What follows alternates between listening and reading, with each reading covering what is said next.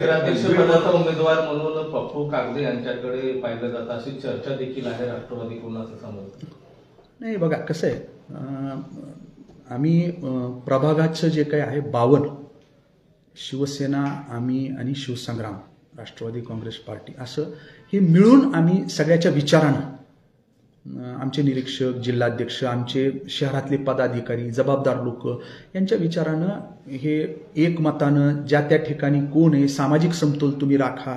या सगळ्या गोष्टी करा, अशा पद्धतीचे आदेश आम्हाला होते आणि त्याच्यातनं आम्ही ते 52 परिपूर्ण असे उमेदवार केलेले आहेत. परंतु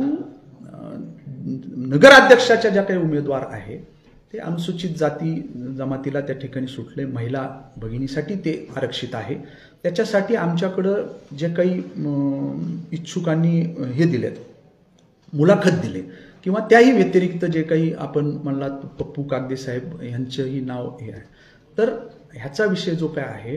पक्षस्तरावरनं प्रांताध्यक्ष अजित तुमचे तटकरे साहेब आणि माननीय दादा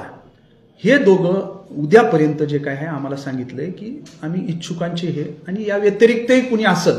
तर आमचा पूर्ण सगळ्या गोष्टीचं सर्वेक्षण करून सगळी माहिती घेऊन आम्ही उमेदवारी